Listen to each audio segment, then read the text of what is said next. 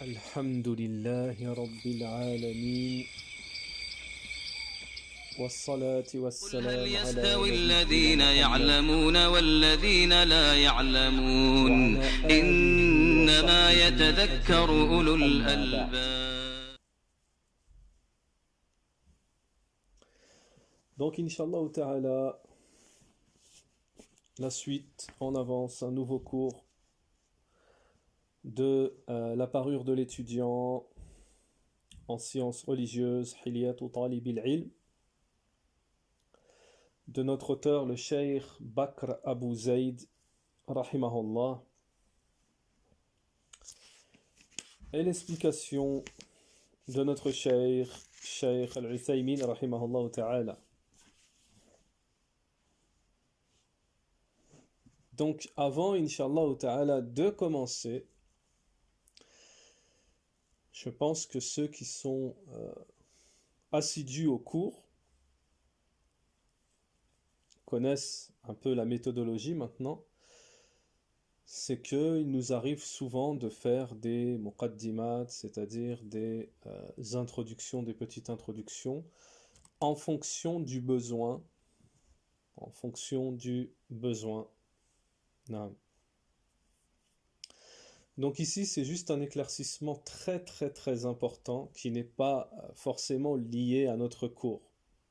Ce n'est pas lié à notre cours, mais comme je n'ai pas de temps pour faire un éclaircissement dans une petite vidéo ou un audio à part, je profite du cours pour faire passer ce message, c'est-à-dire éclaircir un point dans la croyance, le dogme très important. Très important.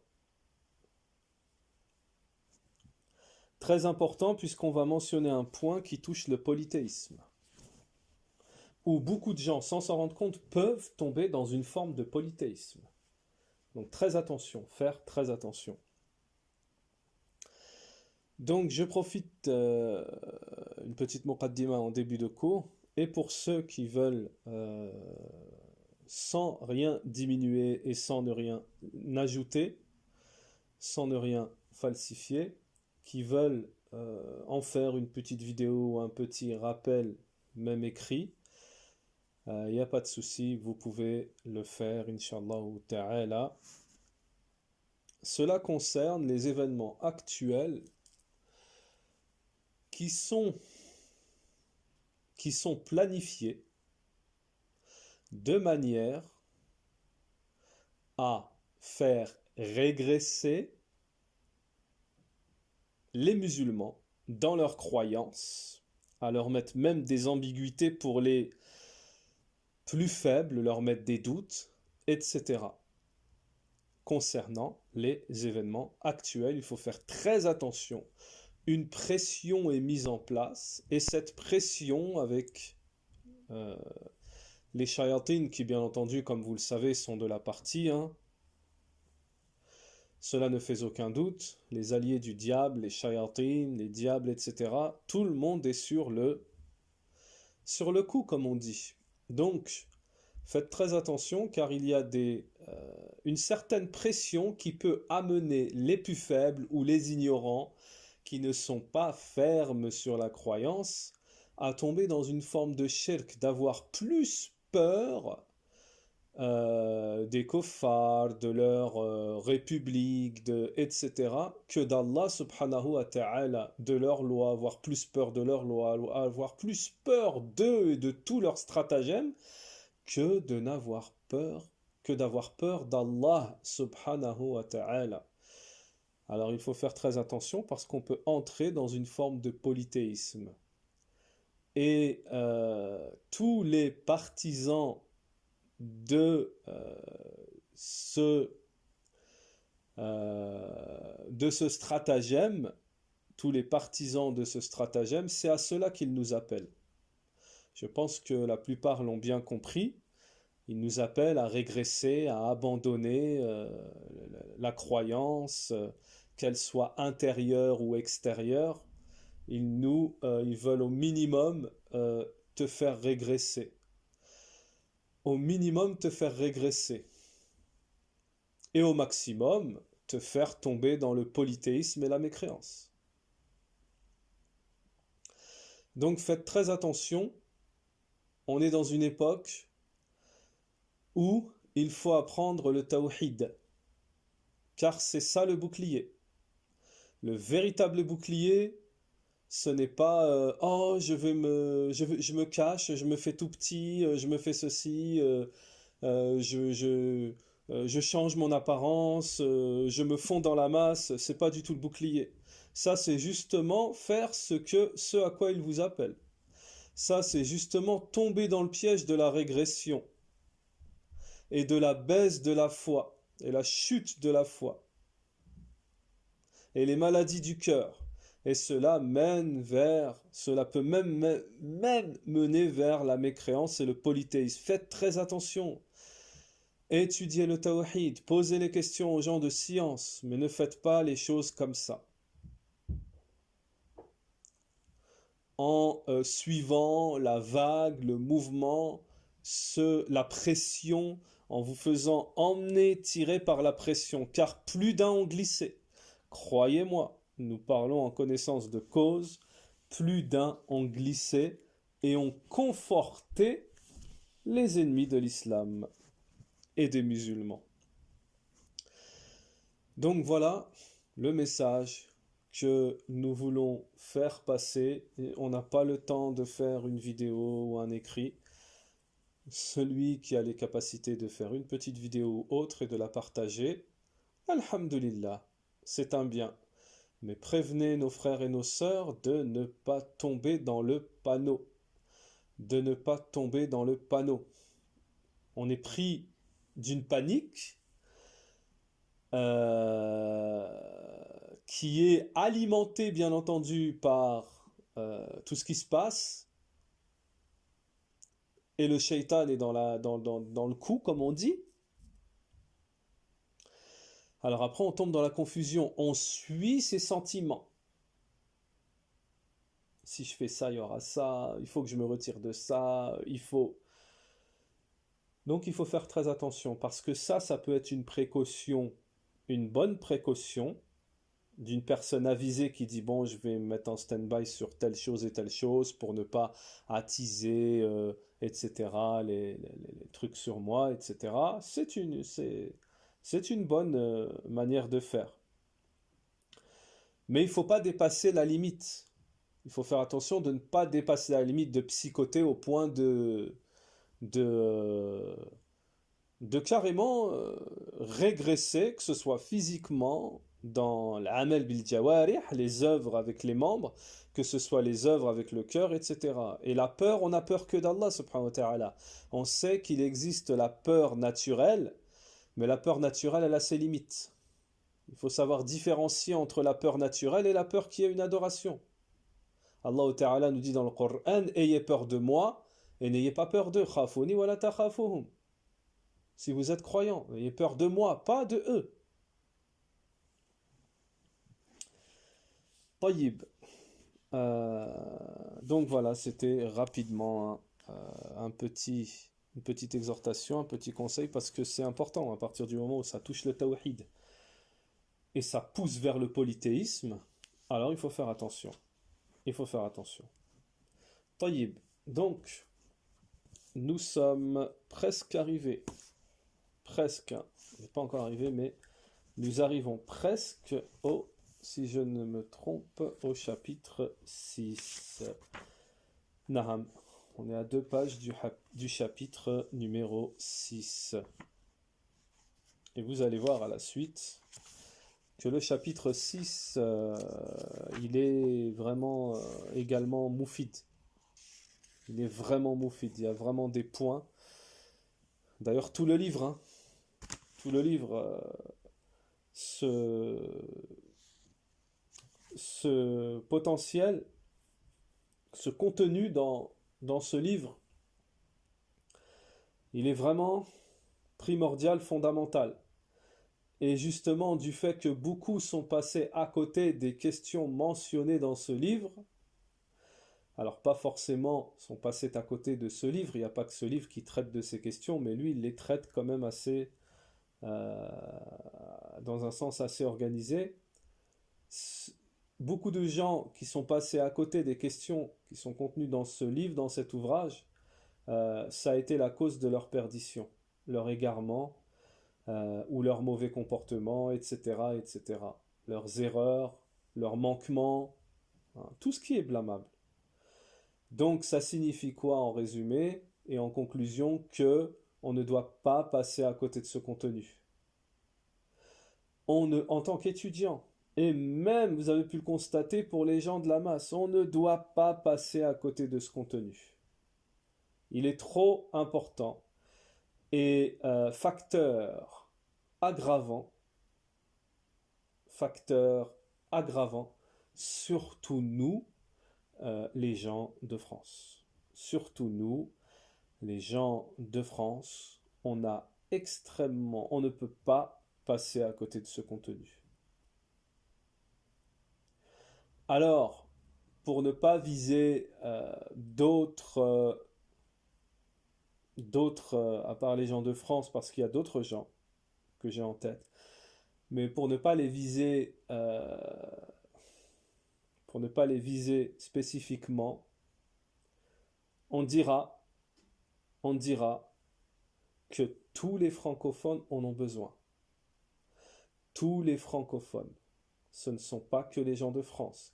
Tous les francophones sont contaminés par certaines, même si ne sont pas contaminés par tout ce qui est mentionné en tant que blâmable, mais au moins par une ou deux choses, par certains points. Je l'ai constaté sur le terrain. Nous l'avons constaté sur le terrain.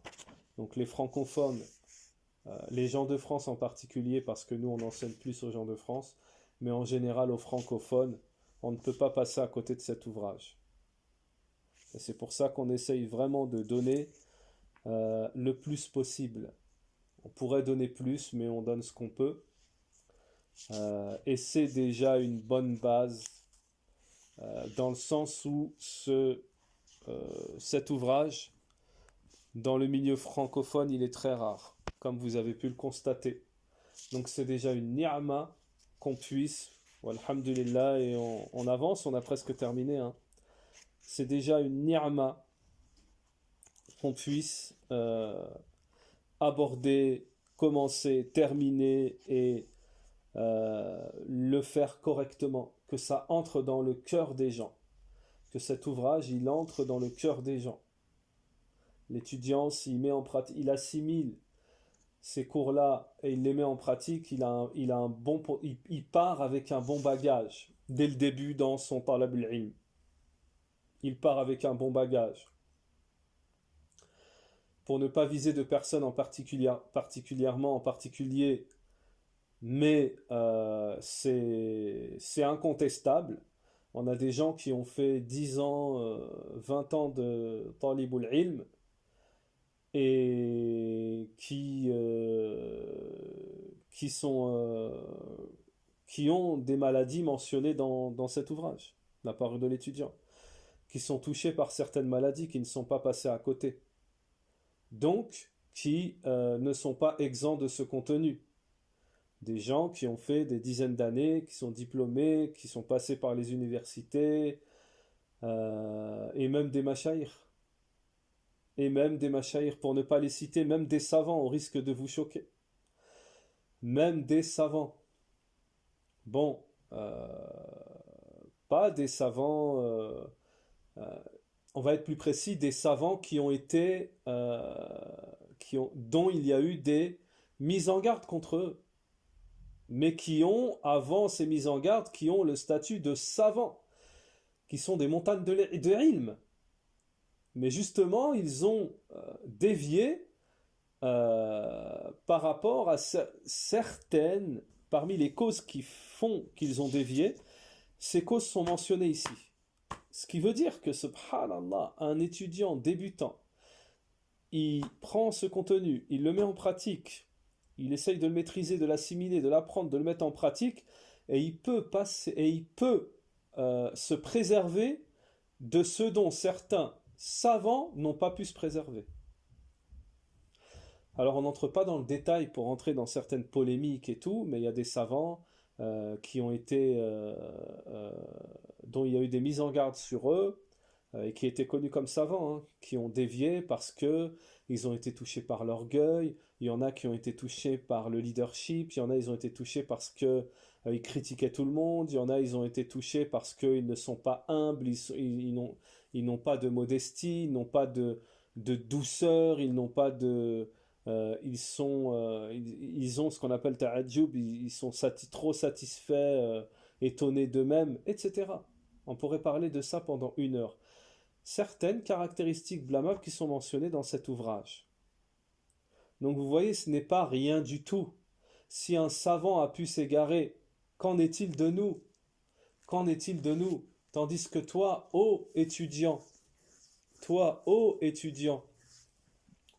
étudiant, en partant dès le début avec une bonne base, la parure de l'étudiant, avec une bonne éducation, une bonne base,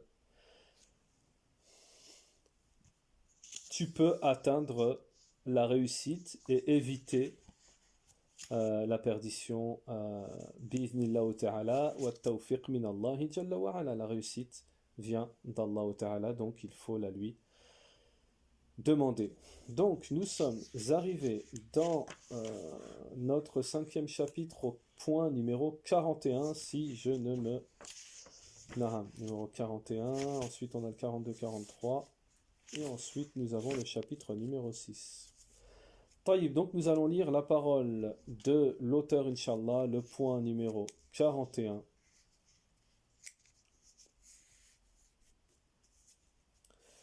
Et ensuite nous donnerons l'explication de notre cheikh bien-aimé, qu'Allah lui fasse miséricorde, un de nos grands savants réformateurs, revivificateurs de notre époque, cheikh Al-Uthaymin rahimahullah.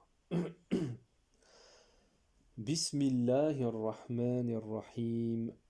Réviser ses connaissances avec les autres. Réviser ses connaissances avec les autres.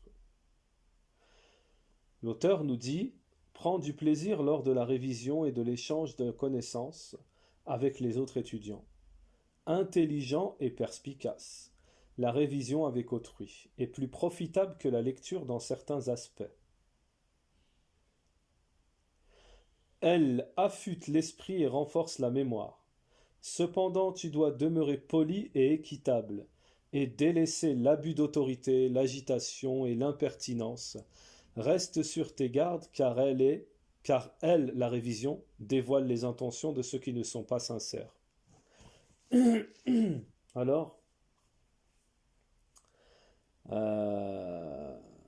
subhanallah, en lisant le matn ici, la parole, ce que nous on a pris comme matn, c'est-à-dire la parole de l'auteur, ici, Afwana, la voix est un peu enrouée. Ici, nous constatons, par rapport à la parole de l'auteur, qu'il y a un point qui est mentionné par le cheikh, l'abus d'autorité, qui est une caractéristique blâmable qu'on a déjà mentionné, que l'auteur a déjà mentionné et expliqué dans les cours précédents. C'est pour ça que je atawaqqaf fi, c'est-à-dire on marque un point d'arrêt dessus. Parce que, donc on a déjà expliqué ça dans des cours précédents, mais le rappel profite aux croyants, comme le dit Allah Ta'ala fi kitabihil karim, dans le Coran, le noble Coran. L'abus d'autorité. Alors ça, c'est une caractéristique qui est blâmable. L'abus d'autorité, pourquoi on le mentionne? Premièrement, parce que c'est une caractéristique qui est blâmable, qui va à l'encontre d'une caractéristique louable, qui est, pour le talab al-ilm, pour le musulman, pour le savant, qui est la modestie. L'abus d'autorité, ça va à l'encontre de la modestie, et la modestie, depuis le tout début de l'étude de la science, on doit se parer de la modestie. et évoluer dans la modestie. On va le voir à la suite, hein, dans un autre point. D'ici peu, on va le voir, la modestie. Les savants disent, toutefois qu'on augmente en science, on augmente en modestie. Donc c'est pas normal de rester comme ça, autoritaire, orgueilleux, c'est moi qui a raison, etc. C'est pas normal pour un étudiant. C'est le contraire. Plus tu avances et plus tu deviens modeste. Et tu minimises ta personne, mais incroyable. Comme Sheikh Al-Albani, rahimallah, qui disait je suis un étudiant en sciences. Alors que c'était, il a dépassé le stade, on l'a même appelé l'imam Al-Albani. L'imam, c'est au-dessus du savant. Tayyib. Alors pourquoi insister sur cette caractéristique qui est blâmable? Tout simplement parce que malheureusement, nous avons constaté que cette caractéristique elle est très propagée. Elle est très propagée. Il y a des gens qui sont de nature autoritaire et, et ils ne peuvent pas se passer de cette autorité. Il y a des gens qui sont de nature autoritaire, mais les savants disent que ta nature, tu dois la combattre si elle n'est pas en conformité, si elle t'appelle au mal ou si, aux caractéristiques des choses blâmables, etc. Donc celui qui a cette caractéristique de vouloir être autoritaire, c'est toujours moi qui a raison. C'est comme on avait dit une fois, c'est vrai que c'est un exemple qui forcément ne plaira pas aux concernés, mais on n'est pas là uniquement pour dire. Alors si on ne doit pas dire la vérité pour faire plaisir aux concernés, ben on ne dira pas beaucoup de vérité, hein. Donc un exemple que nous avions cité parce que nous l'avons beaucoup vécu, cet exemple, c'est un exemple, par exemple, il y a des gens qui sont chefs d'entreprise, patrons de sandwicherie par exemple. Et le patron de sandwicherie, il a une certaine carrure, autorité à avoir dans le lieu de travail, etc.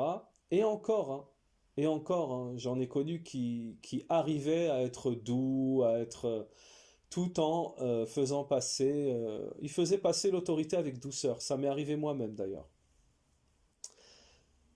Mais certains, non. C'est une autorité vraiment qui fait froid dans le dos. Alors, cette autorité, elle devient absolue. C'est-à-dire que le patron de sandwicherie, il croit qu'il est patron de sandwicherie même à la mosquée. Même quand il se rencontre avec ses frères, quand ils vont en sortie, quand ils vont manger, quand ils se rencontrent à la sortie de la mosquée, quand ils vont parler de dîn, de questions religieuses. Il croit qu'il est encore le patron. C'est un exemple, hein. C'est même le cas pour des sœurs, et beaucoup pour les sœurs. Il y a des sœurs, c'est moi le savant. Alors, il ne faut pas prendre mal, hein, c'est une façon de s'exprimer. Il ne faut pas prendre mal, mais il faut accepter. C'est pas normal. C'est pas normal. Et je vais même vous donner un exemple. Allez, on va donner le dernier exemple en date. Comme ça, vous allez voir que on n'invente rien. Le dernier exemple en date. On n'avait pas l'intention de parler, bien que cet exemple nous ait touché. Il nous a touché, mais on va en parler de cet exemple.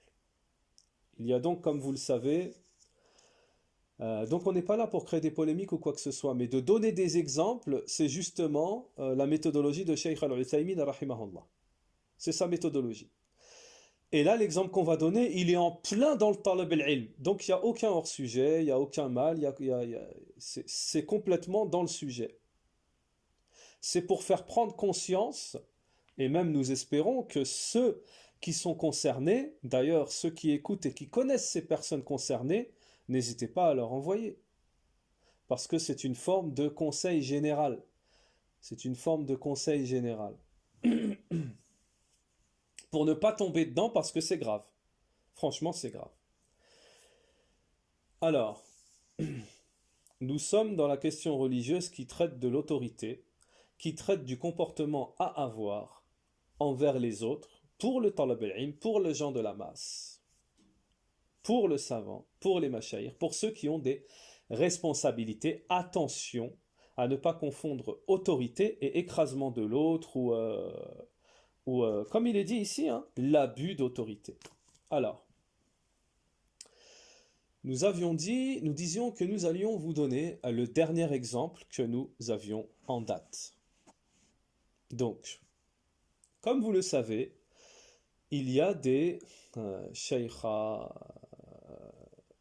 des femmes, hein, des sœurs très instruites, presque au plus haut niveau, hein, qui donnent des cours. Qui donnent des cours. Donc elles ne sont pas concernées. Il y a des traductrices. Donc en ce moment, il y a une grosse darwa en Arabie de shaykha qui, qui, des femmes qui ont des doctorats, qui sont même les élèves ou les filles de grands savants, et qui donnent des cours. Et ces cours sont traduits par des étudiantes francophones.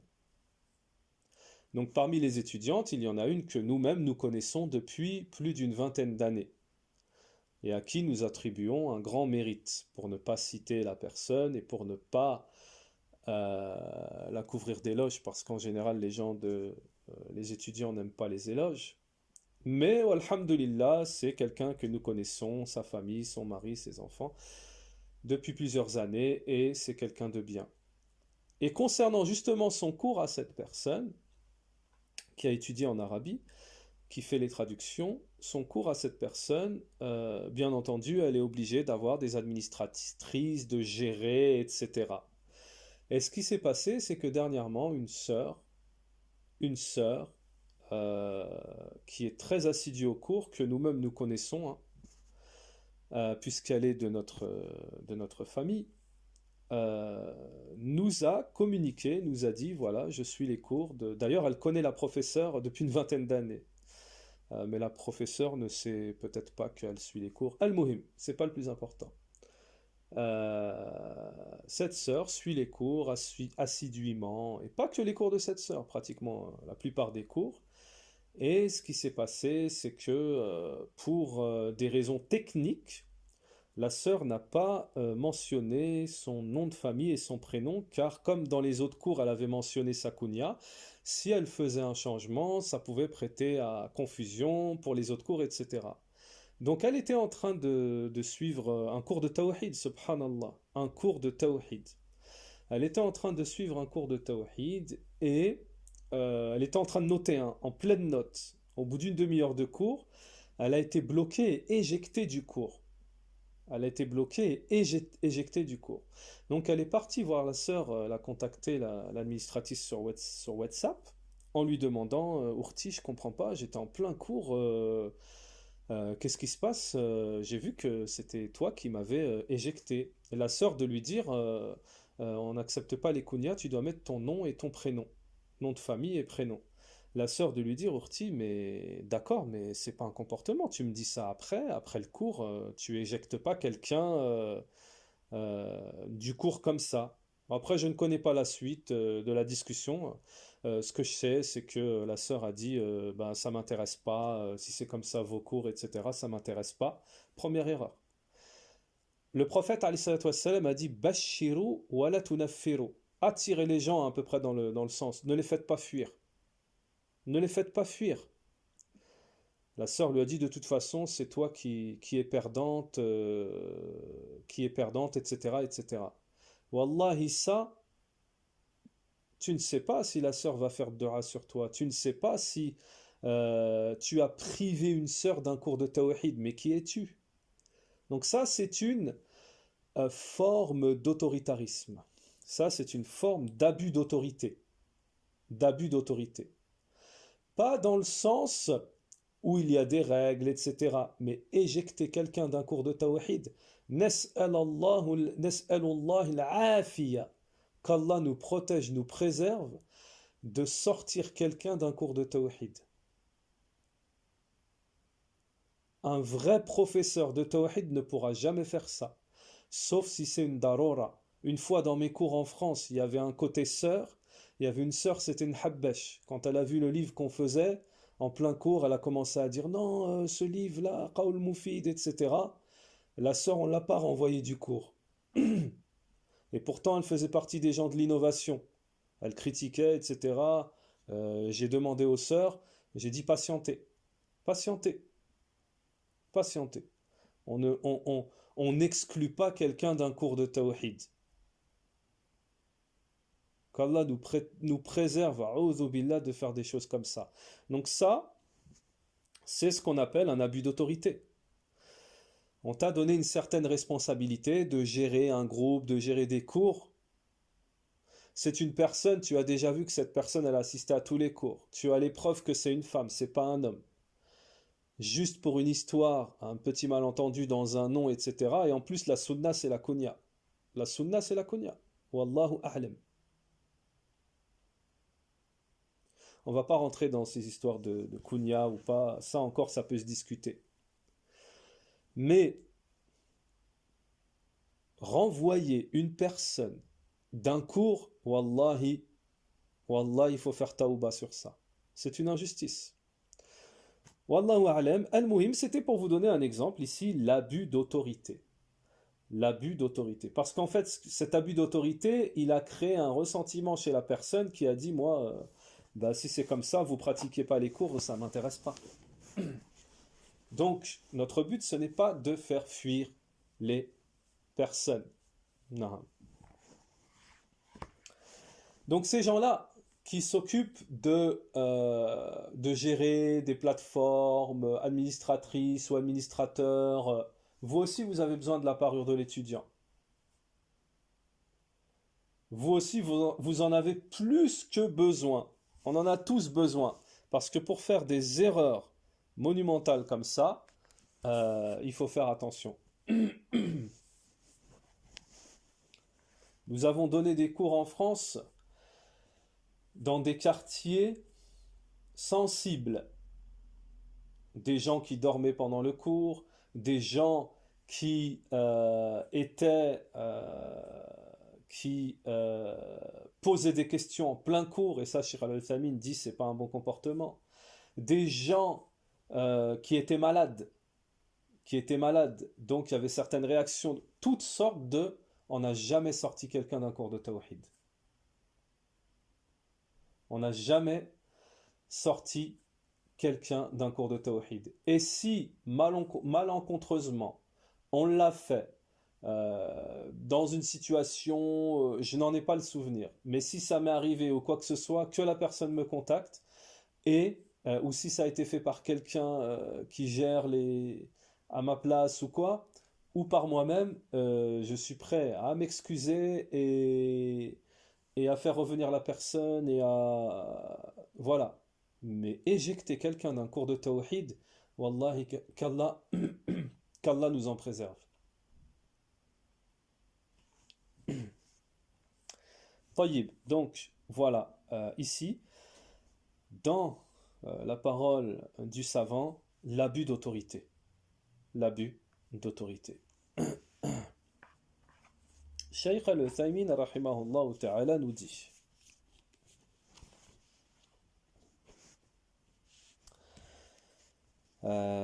وهذا أيضا من الأمور التي ينبغي لطالب العلم أن يهتم بها وهي المذاكرة.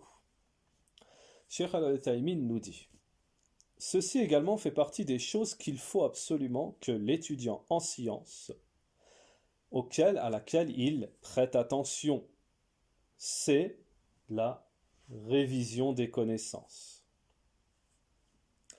Cheikh Al-Uthaymin, écoutez bien, nous dit il y a deux formes de révision. Il y a deux formes de révision. Al-mudhakaratu naw'an. Al-mudhakaratu naw'an. Il y a deux formes, deux genres de révision. La première, nous dit Cheikh Al-Uthaymin. Alors, on va parler de la première et je vais vous donner également un exemple. Ne soyez pas, comment dirais-je, soyez comme assoiffés d'exemples et de fawaïd. Je sais qu'il y a des frères qui m'ont demandé, ils m'ont dit si, dis les fawaïd, rajoute, dis tout ce que tu peux dire. Donc comme vous l'avez constaté, on donne des exemples, on apporte des fawaïd. Soyez assoiffés. ne soyez pas avares, ne soyons pas avares concernant les fawaïd, parce que des fois il y a des fawaïd, elles peuvent changer, aider à faire comprendre, changer la vie d'une personne, la vision également d'une personne. C'est très important. Donc ici justement, concernant le premier genre de révision, Inch'Allah ta'ala, nous allons vous donner une faïda très importante. Mais avant, on va là mentionner cette faïda, ce premier genre de révision, le temps, Inch'Allah ta'ala, de nous rappeler justement de cette faïda. Donc le premier genre de révision, c'est, nous dit Cheikh Al-Uthaymin, la révision en soi-même, avec soi-même. Alors vous inquiétez pas, vous allez comprendre parce qu'on a même un exemple sur cela. La révision avec soi-même. On révise tout seul. C'est le fait, nous dit Cheikh Al-Uthaymin, de s'asseoir, par exemple, tout seul, et de se remémoriser, de se repasser les questions religieuses. Toutes les questions religieuses auxquelles on a pu avoir accès. Puis, on essaye de distinguer entre ce qui est les questions prépondérantes. Donc là, Allahu A'lam, le cheikh, il doit parler du fiqh, hein, les questions prépondérantes. Hein. Dans le fiqh, voilà, on a révisé, on a parlé de ça, on a parlé de ça. Donc, il faut toujours, en fait, retenir ce qui est le plus prépondérant. Également, nous dit le cheikh, donc là c'est dans le fiqh, hein, le cheikh il rentre un peu dans la jurisprudence, le cheikh il rentre un peu dans le détail, et il nous dit également se rappeler des questions les unes après les autres. Donc ça c'est vraiment pour le talab al-ilm, l'étudiant qui est l'étudiant étudiant, hein, qui a un certain niveau, qui a une capacité de distinguer entre les preuves, le prépondérant, également qui a la capacité de se mémorer. Par exemple, l'imam Malik il a dit ça, il a telle position, l'imam il y a une divergence, l'imam Ahmed non, lui il dit ça, les quatre imams ils sont sur ça, les divergences, etc. C'est de ça dont nous parle le cheikh. Mais même, ensuite le cheikh nous dit وَهَذِهِ سَهْلَةٌ عَلَى طَالِبِ الْعِلْمِ وَتُسَاعِدُ عَلَى مُنَاظَرَةِ. نعم. Donc ça c'est facile pour l'étudiant et ça va l'aider dans la révision, dans sa révision. Donc le cheikh ici nous a parlé à un certain niveau de l'étude de la science, mais sachez que cette technique de révision tout seul, elle est valable à tous les niveaux. Elle est valable à tous les niveaux, nous vous l'affirmons. Elle est valable même pour le débutant, elle est valable à tous les niveaux. Alors maintenant, on va vous donner, Inch'Allah ta'ala, un exemple pour vous aider à mieux comprendre. Un exemple. Par la grâce d'Allah ta'ala, nous avons eu l'occasion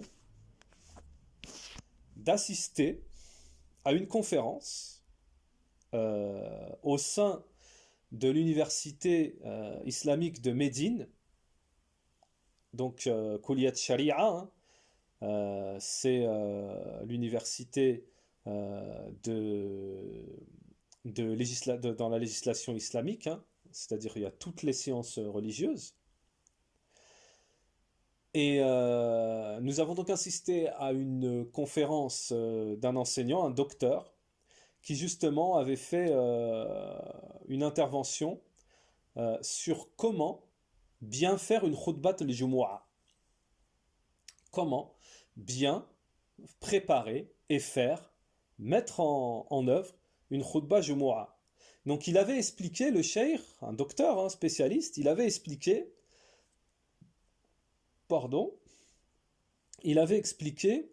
que déjà c'est pas de l'improvisation. Alors en darura, en cas de nécessité, il n'y a personne pour faire la khutbah, bien sûr, on intervient et on improvise pour celui qui en a les capacités. Mais sinon, pour un imam, il n'y a pas d'improvisation. Il dit, tu prépares. Il dit, tout le monde a le trac. Il avait expliqué, à peu près de ce que je me souviens. Il avait expliqué le trac, c'est normal, tout le monde a le trac.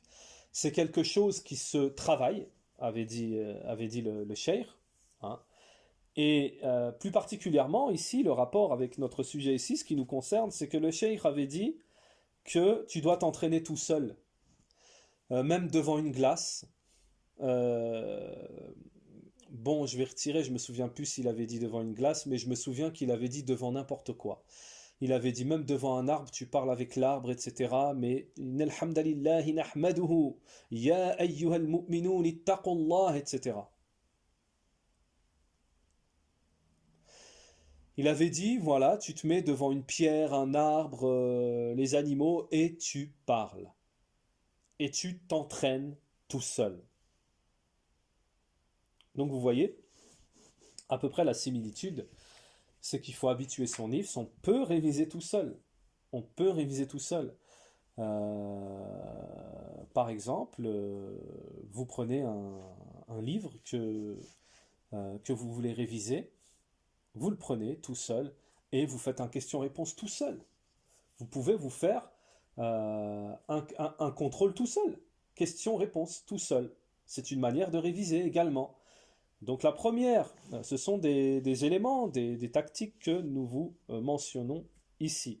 Donc c'est très important, hein. Ce n'est pas à négliger. Beaucoup ne le savent pas, hein. Il y a des gens qui croient qu'on peut réviser qu'avec quelqu'un. Si on n'a pas quelqu'un pour réviser, on est perdu, c'est fini. Alors si c'était le cas dans l'absolu, il y aurait beaucoup de gens qui seraient inconnus aujourd'hui. Hein. Il y aurait beaucoup de gens qui seraient inconnus. Naham. Donc, je répète, nous répétons, وَالْمُذَاكَرَةُ نَوْعًا. La révision est de deux genres.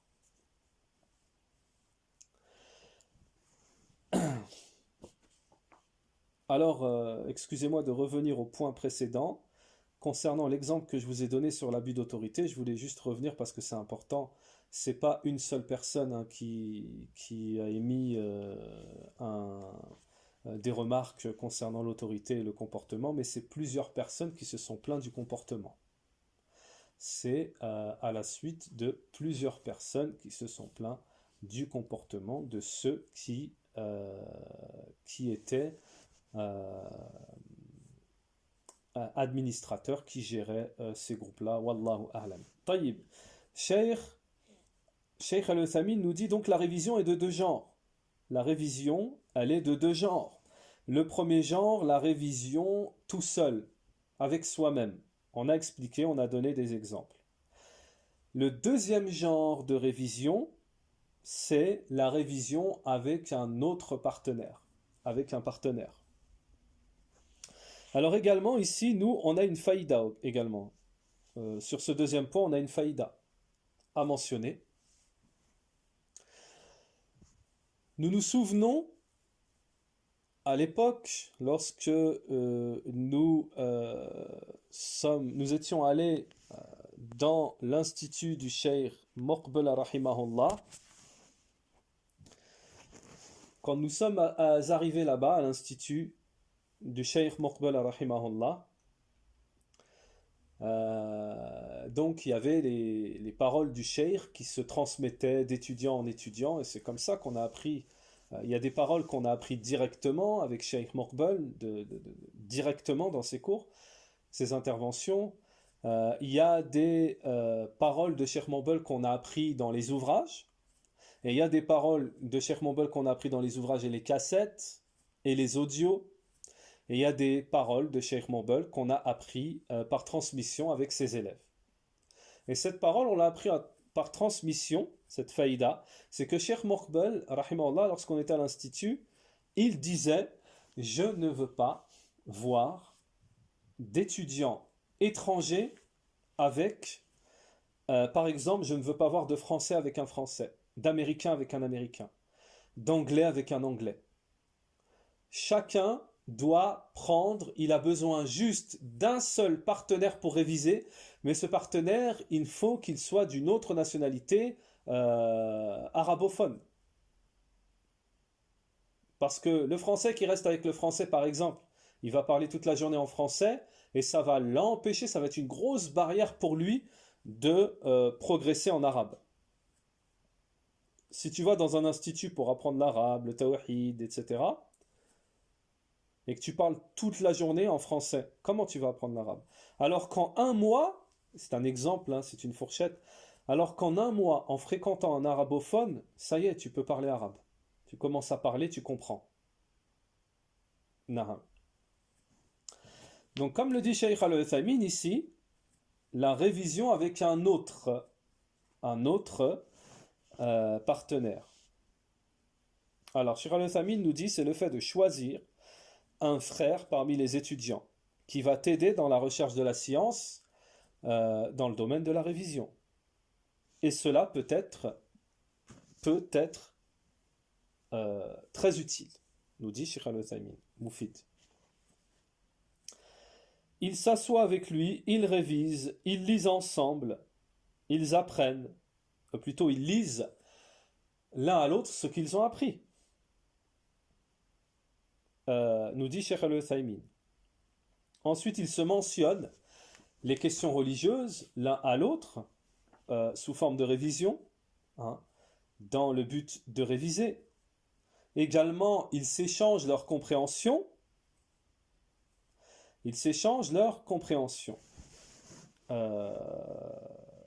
Alors, Cheikh Al-Uthaymin nous dit ça, c'est une cause. C'est une cause d'augmentation de la science et de raffermissement de la science. Donc vous voyez, ce sont des points qui ne sont pas négligeables. Lakin iyaka. Attention, Cheikh Al-Uthaymin, s'il nous dit mais attention à toi. Si Cheikh Al-Uthaymin se permet de nous dire ça, c'est qu'il y a eu des cas. Hein, le cheikh il dit pas ça comme ça. Le cheikh, s'il est amené à dire une parole comme ça, c'est par expérience. Donc le cheikh ensuite nous dit attention à toi d'entrer dans les troubles. D'être arrogant. Alors vous voyez, on revient à la même chose. C'est pour ça que l'auteur nous a parlé de l'abus d'autorité. L'arrogance. Et c'est pour ça que je vous ai donné un exemple. Nous aimons bien donner les exemples les plus frais. Ceux qui datent du plus près possible. Ça veut dire que ça n'empêche pas qu'on peut vous donner des exemples, comme ça a été le cas là, un exemple qui date d'il y a 20 ans, ou 15 ans, ou 10 ans, ou 5 ans. Mais si on a un exemple qu'on se rappelle il y a quelques jours, et là l'exemple que je vous ai mentionné, il date de quelques jours, quelqu'un qui ne fait pas d'abus d'autorité et qui n'a pas d'arrogance, s'il y a un malentendu dans un cours de tawhid ou autre, cette personne dira désolé mon frère ou ma sœur, c'est un malentendu, qu'Allah te facilite, continue ton cours Inch'Allah et on réglera les histoires de les formalités, parce que subhanallah al-azim, pour une formalité on sort une personne d'un cours de tawhid.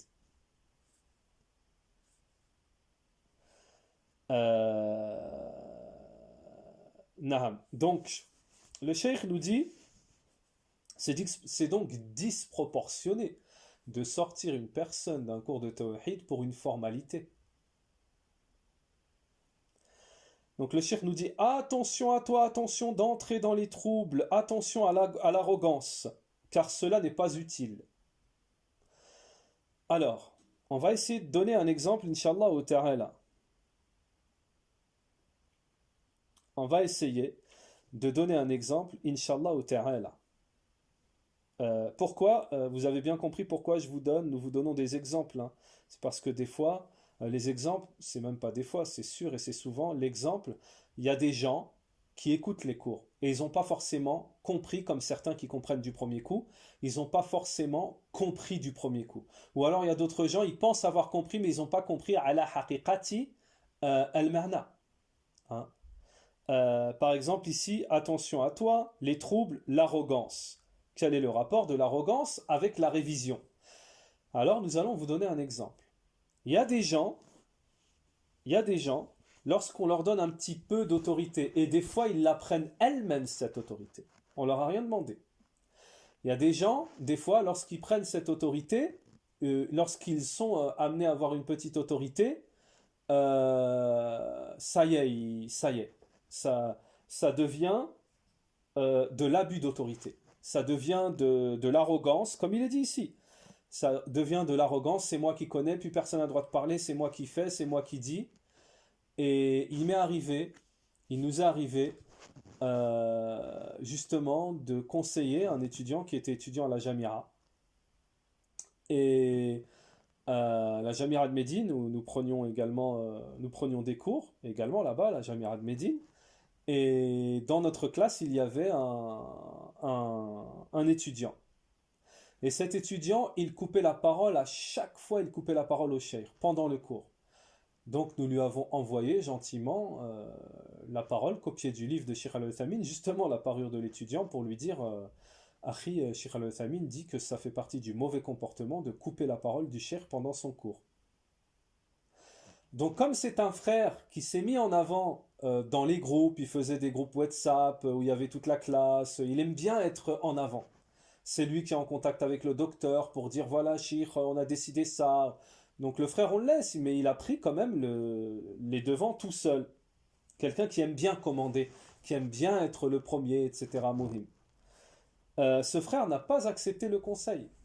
Ce frère n'a pas accepté le conseil. Donc pour vous dire qu'il faut faire attention, il y a certaines maladies comme ça, les troubles, l'arrogance, et c'est des maladies du cœur. Des fois on est touché, on s'en rend même pas compte. On est en train de faire, excusez-moi du terme, c'est que je vais employer, un peu de la, comme on dit chez nous, de la hagara. Hein. On est en train de faire, de mettre l'autre au pied, quoi, sans s'en rendre compte. On est en train même des fois de vexer et de blesser certaines personnes, sans nous en rendre compte. Et non seulement c'est une maladie, donc c'est pas bon pour nous, mais c'est pas bon pour les autres. Sachons que ce qui nous concerne, nous, Allah, Inch'Allah, il nous pardonne. On fait taouba, on va faire des bonnes actions. Allah Ta'ala, quand tu te fais de l'injustice à toi-même, Inch'Allah Ta'ala, bi'iznillah, si Allah il le veut, il te pardonne. Mais attention, si tu fais de l'injustice aux autres,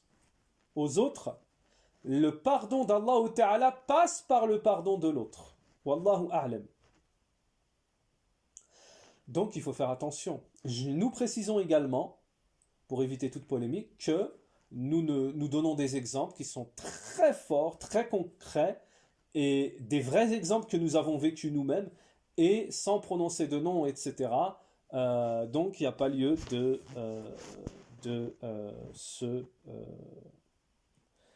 d'être heurté ou quoi que ce soit. Non, c'est très important les exemples, même si c'est des exemples des fois. Alors pourquoi je prends telle précaution? Maintenant je vais vous expliquer pourquoi. Nous allons vous expliquer pourquoi dans nos exemples on prend telle précaution, même si on est obligé de donner des exemples où on sait que certaines personnes sont présentes dans les cours où directement elles sont touchées, ah ouais, moi je suis comme ça, ils parlent de moi, il y a des gens ils le prennent comme ça. Une année on donnait des cours, on donnait des cours à des frères. Et un frère nous posait des questions sur un statut religieux, une personne qui fait ça, ça, ça. Donc nous, on ne visait pas le frère. Le frère nous pose une question et on lui disait, les ulama disent que voilà, celui qui fait ça, ça, ça, le statut c'est ça, ça, ça. Mais on le disait, on essayait toujours d'avoir de la sagesse, de lui dire mais il faut patienter, etc. Et le shaitan avait réussi à rentrer par cette porte et le frère l'avait pris pour lui. Il s'en est suivi de toute une fitna à la suite. Donc pour vous dire, nous on n'est pas là pour vexer les gens ou quoi que ce soit, mais le cheikh il a bien employé ici le terme arrogant, il a employé le cheikh ici les termes trouble, abus d'autorité dans un sens blâmable. Donc je ne peux pas dire le contraire du cheikh. Sinon je ne serais pas fidèle au contexte, comme vous le savez. Naam. Donc c'est pour ça qu'il peut arriver que les exemples touchent certaines personnes, mais je vais vous dire où se trouve la vérité et le juste milieu dans tout ça. Le juste milieu et la vérité, c'est que si quelqu'un se sent concerné par ces caractéristiques, alors au contraire il doit se dire Subhanallah, barakallahu fik, de m'éclaircir la vérité pour que je puisse me réformer. C'est comme ça que le musulman doit prendre les choses. Le vrai musulman qui a un cœur pur, et qui n'est pas orgueilleux, lorsqu'on l'amène à la vérité, comme dans tous les exemples que nous avons cités là, quand ça vient à tes oreilles, tu as fait ça, regarde mon frère, regarde ma sœur, tu es comme ça, tu as agi de telle manière, c'est pas bien. Ou ça fait partie des caractéristiques blâmables citées dans tel ou tel ouvrage. La personne qui cherche à se réformer, qui est sincère, qui est véridique, elle dira, subhanallah, c'est vrai, je vais rectifier ça, inshallah. Et wallahi, que ça arrive même à des savants, ça arrive même à nous-mêmes. Quelqu'un vient et nous dit, ya akhi, là sur ça, t'as fait erreur, c'est pas comme ça. Qui suis-je? Qui sommes-nous? Moi, je ne me place pas au-dessus des autres. Je ne me place pas au-dessus des autres. Quand c'est la vérité, quand c'est bien placé, quand c'est ilmi, quand il y a du rifq, de la douceur, et que ce n'est pas une attaque. Contrairement à comme certains le font, ils prennent le micro et on y va. Ça, c'est, comme le disent les savants, ça s'appelle pas le conseil, ça s'appelle namima. Quand tu prends le micro et tu dénonces et tu mentionnes les défauts ou les erreurs qu'a pu faire ton frère, les savants disent, et Sheikh Al-Fawzan, hein, mot pour mot, dit, ça c'est du namima. Surtout tu prononces le mot, tout le monde sait de qui tu parles, et tu dis un tel, tu as fait ça, tu es comme ça, tu as dit ça, on appelle ça du namima. Et ça c'est très grave, ça fait partie des grands péchés. Hein. طيب. Donc, au contraire, lorsque on voit, on se sent visé, on est concerné par une parole d'un savant, une parole d'un étudiant, on doit se remettre en question. C'est ça le but. Ici, nous, les cours, c'est pas pour dénigrer. C'est pour que les personnes disent, ah, subhanallah, je vais faire attention, peut-être le shaitan, il m'a eu un peu sur ça. Il faut que je sois humble, il faut pas que je sois... je suis pas un capitaine, je suis pas le colonel, on est des frères, on est des sœurs entre nous. Il n'y a pas de capitaine, il n'y a pas de colonel. Il ne s'agit pas de dire tu vas faire les, comme ils disent dans le service militaire, on appelle ça les travaux d'intérêt généraux, TIG, ça s'appelle. Toi, demain, tu nettoies les toilettes et tu te tais, c'est comme ça. Nous, c'est pas comme ça dans la religion, on n'est pas dans le service militaire. Taïb. Regardez ce que nous dit à la suite Shaykh al-Uthaymin rahimahullah, puisqu'il fait partie de la méthodologie des gens de la Sunna, hein, et du prophète alayhi, c'est que lorsqu'on mentionne des caractéristiques blâmables, il faut donner, lorsqu'on mentionne des maladies, on doit donner le remède. Shaykh al-Uthaymin nous dit Wa anta tuhajjuh fi maqam al-iqna'. Tu as besoin de le mettre dans une situation où tu dois le convaincre. Wa a'lam annahu layyinun. Et sache que si tu es avec ton frère, tu n'utilises pas ces caractéristiques, l'arrogance, les troubles, l'abus d'autorité, mais plutôt tu utilises la douceur, mets ton frère à l'aise. Même si tu sais que tu es plus instruit, plus de compréhension, plus de science que lui, mets-toi à son niveau, mets-toi à son niveau. Ça fait partie de la sagesse. Dans une classe, les savants disent, si par exemple tu veux pas tu sais que tu es plus fort, etc., et quelqu'un a fait une erreur, tu ne dis pas Cheikh, tu lèves la main, tu dis Cheikh, un tel il a fait une erreur. Tu dis Cheikh, mais ça ne serait pas plutôt, on avait entendu, qu'est-ce qu'on doit faire, Cheikh, dans cette situation? Le Cheikh répond, et c'est une forme de sagesse. Le frère a eu sa réponse, et toi, tu ne t'es pas mis en avant, tu ne t'as pas été arrogant, et tu gardes des bons liens avec le frère. Le frère n'aura pas la mauvaise pensée, ouais, lui il est arrogant, il veut se mettre au-dessus de moi, il croit qu'il connaît plus, et nous on est quoi alors, etc., etc., etc. On rentre pas dans les trucs comme ça. Hein? Vous avez compris, ala kulli hal, hein? Shaykh al-Uthaymin rahimahullah nous dit أشتد غضبك عليه بل ربما إذا اشتد غضبك عليه اشتد غضبه عليك ثم ضاع الحق بينكما. Donc faut faire attention, nous dit Shaykh al-Uthaymin, si tu ne mets pas ton, ton, ton camarade avec qui tu révises, tu ne le mets pas à l'aise, tu as de l'arrogance, tu as un abus d'autorité avec lui, etc., tu ne feras qu'augmenter sa colère. Et quand sa colère elle va augmenter, elle va provoquer une colère en toi qui va augmenter. Et Cheikh Al-Uthaymeen dit ça va dissiper le droit qu'il y a entre vous deux. Parce que si tu provoques en lui une gêne, regardez ce que nous dit Cheikh Al-Uthaymeen, si tu provoques en lui une gêne, ton camarade avec qui tu révises, c'est-à-dire dans le sens où tu fais valoir que tu es plus connaisseur que lui, que tu comprends mieux que lui, que tu comprends ce que lui ne comprend pas. Mais tu fais valoir ces choses-là avec une certaine autorité, avec une certaine arrogance. Eh ben, tu vas tout gâcher en fait.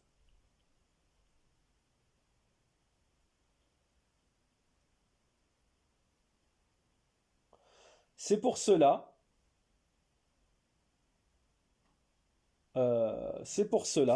naam, nous dit Cheikh Al-Uthaymeen. Alors Cheikh Al-Uthaymeen nous dit c'est pour cela, en nous citant la parole de l'auteur, il nous dit c'est pour cela que l'auteur a dit, page 98 de notre livre en français La parole de l'étudiant, la traduction, l'auteur nous dit si cette révision se passe avec quelqu'un qui a peu de science et qui est faible d'esprit, elle devient souffrance et animosité. C'est pour cela, tout ce qu'on a expliqué précédemment, qu'il ne faut pas lui en rajouter. Ouais, moi je connais mieux, moi être arrogant, etc. Moi c'est mieux, c'est moi, je connais. Parce que là, ça va. Bah, je vous fais pas un dessin de comment ça va partir. Alors, ce n'est pas fini, hein. Cheikh Al-Uthaymeen continue à nous expliquer, c'est très intéressant. C'est très intéressant parce que ça, vous pouvez le pratiquer dans votre vie quotidienne sans le talab al-ilm. Sans le talab al-ilm, vous êtes une équipe de frères, vous vous connaissez, vous savez qu'il y en a. Il faut être très. Les ulamas sont très, très, très psychologues. Il y a des étudiants qui sont très, très, très psychologues parce qu'ils ont compris la méthodologie des salafs, des savants. Mais il y a des étudiants, des machaïrs, etc., ils ne sont pas du tout psychologues. Et ça leur a perdu. Et ça leur perd. Ils ne sont pas du tout psychologues. Alors regardez ce que nous dit Cheikh Al-Uthaymeen. Et je vais ramener un dalil, hein, pas du tout psychologue, je vais ramener un dalil. Nous allons ramener un dalil. Cheikh Al-Uthaymeen, dans son explication des trois fondements, il mentionne certaines conditions du prêcheur. Short ad-da'i ou shurut ad-da'i, les conditions du prêcheur. Parmi ces conditions, Cheikh Al-Uthaymeen nous dit ma'rifat hal al-mad'u. C'est-à-dire, parmi les conditions pour prêcher, tu dois connaître chaque situation de qui tu as en face de toi, pour pouvoir prêcher à la manière, en fonction de la personne que tu as en face de toi. Ça, c'est une psychologie. C'est pas n'importe qui, il faut être pédagogue, il faut être psychologue. On se comprend, un psychologue, hein, à appliquer une certaine psychologie, hein, avoir une certaine pédagogie. Et ça, tout le monde n'en est pas capable. Il y a des gens, ils parlent à tout le monde de la même façon. Ils abordent tout le monde de la même façon. Autoritaire avec tout le monde. T'es content, t'es pas content. Hein, et ce sont des talab al-ilm, hein, sœurs ou frères. C'est moi qui commande. Non, c'est pas comme ça.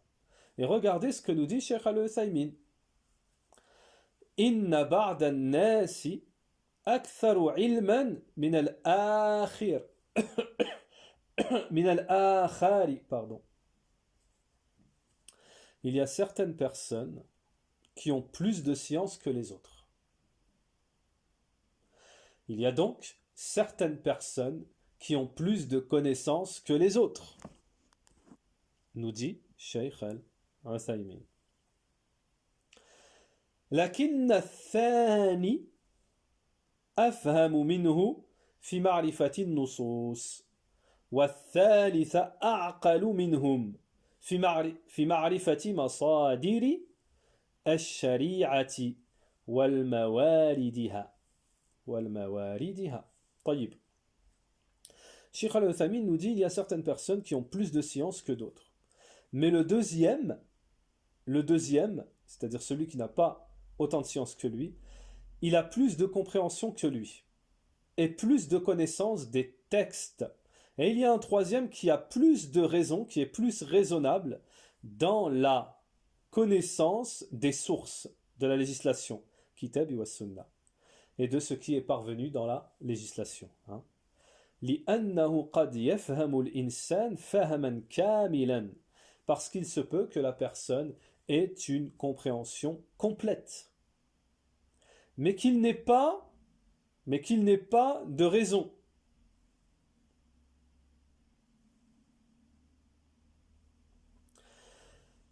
Donc, nous avons mis un petit commentaire ici très important, qui va vous aider également à comprendre. Je vous dis franchement et sincèrement, Wallahi, Cheikh Al-Uthaymin, ce cours, ce potentiel, cet enseignement, c'est un enseignement dans le comportement, dans l'éducation, dans la connaissance.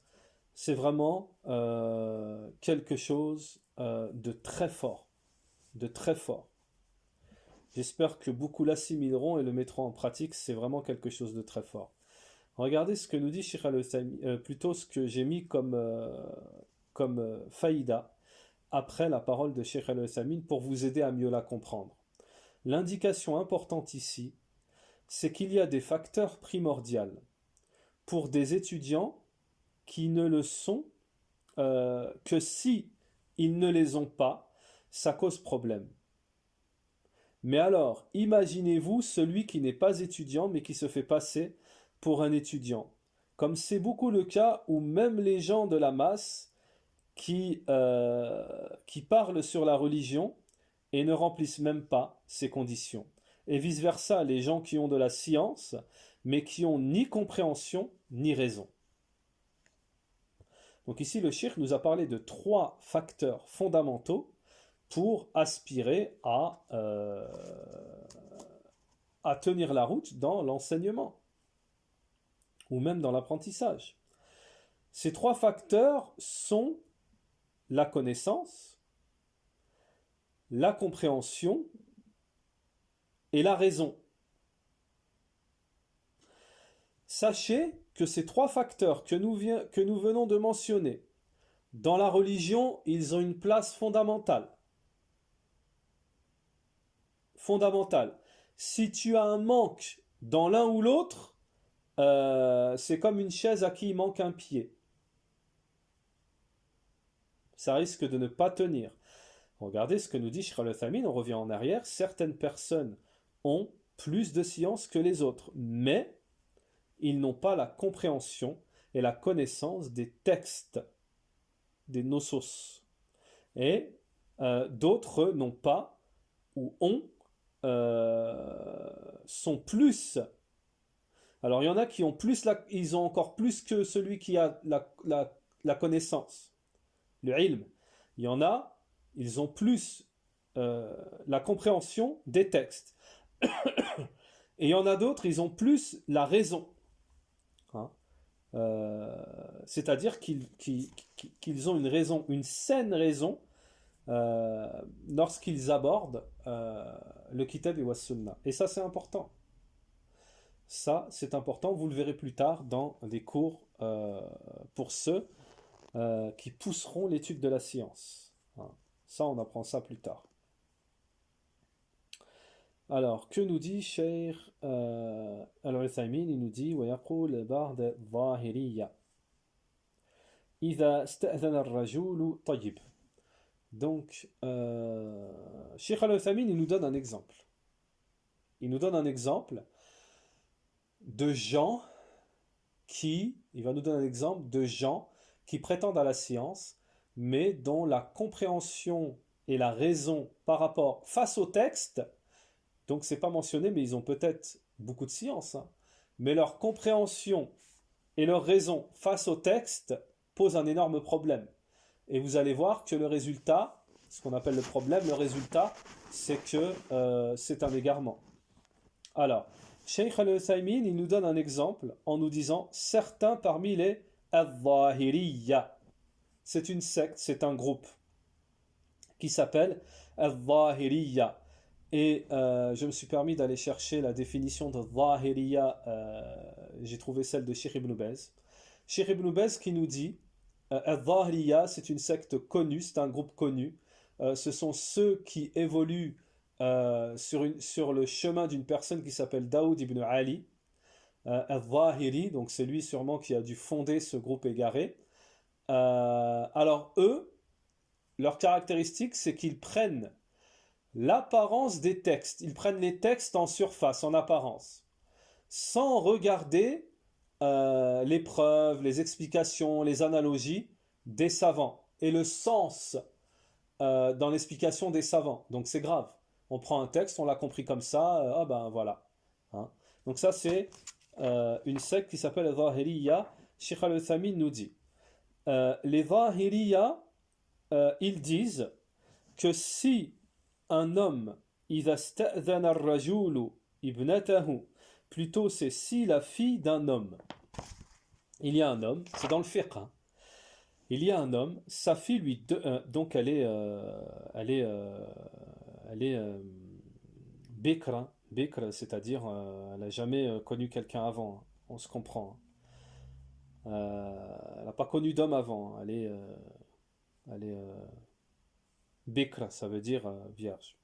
Donc Sheikh Al-Uthaymin nous dit إذا استأذن الرجل, si l'homme sa fille lui donc on a dit hein, elle est vierge et elle demande la permission à son père de se marier avec un homme. Elle dit oh mon père, je ne veux que cet homme ou quelqu'un comme cet homme et je suis d'accord, c'est lui ou personne d'autre. Ce groupe-là, cette secte, Al-Zahiriyya, ils disent ceci n'est pas une autorisation, une vraie autorisation. Le mariage, il n'est pas accepté, il ne faut pas la marier. Une deuxième fille, nous dit Sheikh Al-Uthaymeen, elle vient, on vient la consulter pour un mariage, est-ce que tu veux te marier avec un tel ou quoi? Le cheikh nous dit sakatat, elle se tait, elle elle ne dit rien du tout. Donc on ne sait pas si elle veut ou si elle veut pas. Ils disent, les Zahiriyya là, ils disent c'est bon, on la marie, c'est bon. Tandis que l'autre qui a dit je veux lui ou personne d'autre, on la marie pas. Parce que Sheikh Al-Uthaymin nous dit donc la première on a son consentement pour la marier et ils disent on la marie pas, et la deuxième on n'a pas son consentement et ils disent faut la marier. Donc ici Sheikh Al-Uthaymin en fait il nous a donné un exemple concret venant d'une secte hein, dans le fait, qui ont des déviances dans le fiqh, qui ont justement une déviance et un gros manque dans la raison et dans la compréhension. Et on peut dire même dans l'ilm, dans la science. Donc vous voyez pourquoi ces trois choses, science, compréhension et science, compréhension et raison, sont très très très importants. Donc, Inch'Allah ta'ala, alhamdulillahi rabbil alamin, on a terminé pour ce point numéro 41. Nous nous excusons car on a beaucoup donné d'exemples, on a fait une muqaddima qui a duré un petit peu du temps aussi. Mais c'est ce qui a permis de remplir, ou alhamdulillah, sinon le cours en lui-même il aurait duré 20 minutes, même pas 30 minutes.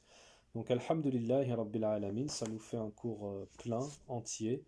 Dans le cours prochain, nous allons aborder un cours également très très très très important. Nous allons aborder le point numéro 42, qui est très important, le point 42, qui est 42, la vie de l'étudiant en sciences est partagée entre le livre, la sunna et ses sciences. سبحانك اللهم وبحمدك وأشهد أن لا إله إلا أنت واستغفرك وأتوب إليك وصلى الله وسلم على نبينا محمد وعلى آله وصحبه أجمعين.